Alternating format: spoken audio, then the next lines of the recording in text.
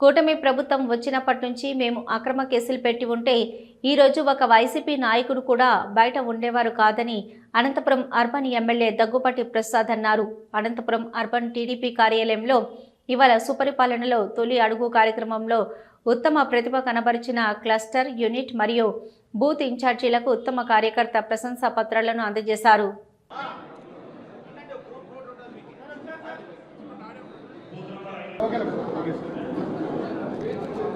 ఈరోజు అనంతపురం అర్బన్ నియోజకవర్గంలో సుపరిపాలనలో తొలి అడుగు అనే కార్యక్రమం 100% కంప్లీట్ చేసిన దానికి మా ముఖ్యమంత్రి నారా చంద్రబాబు నాయుడు గారు, అలాగే మా యువ నాయకుడు నారా లోకేష్ గారు ఉత్తమ కార్యకర్తలు అవార్డు పంపించడం జరిగింది.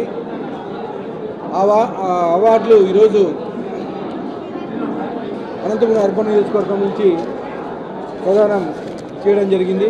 ముఖ్యంగా గత 5 ఏళ్లలో అప్పటి ముఖ్యమంత్రి జగన్మోహన్ రెడ్డి ప్రజలను ఎంత ఇబ్బంది పెట్టాడో మీకు తెలుసు. అంటే ఒక రాక్షస పాలన నుంచి ప్రజలు విముక్తి పొంది 2024లో మా ముఖ్యమంత్రి నారా చంద్రబాబు నాయుడు గారిని ముఖ్యమంత్రిగా ఎన్నుకోవడం జరిగింది. మా ముఖ్యమంత్రి నారా చంద్రబాబు నాయుడు గారు ముఖ్యమంత్రి అయిన తర్వాత అనేకమైనటువంటి సంక్షేమ కార్యక్రమాలు చేశాం. ముఖ్యంగా తొలి 5 సంతకాల్లో పెన్షన్స్ 3,000 రూపాయల నుంచి 4,000 రూపాయలు పెంచడం అయితే ఏమి, అలాగే అన్నా క్యాంటీన్లు 204 అన్నా క్యాంటీన్లు మేము ఓపెన్ చేయించాము.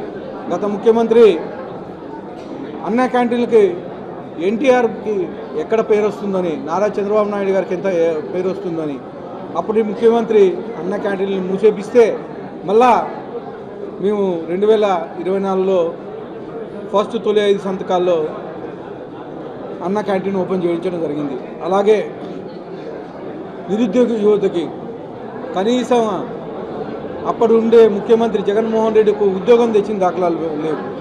కానీ మేము స్కిల్ డెవలప్మెంట్ కింద మళ్ళీ ఇంకో సంతకం పెట్టడం జరిగింది. అంటే స్కిల్ డెవలప్మెంట్, నిరుద్యోగ యువతకి స్కిల్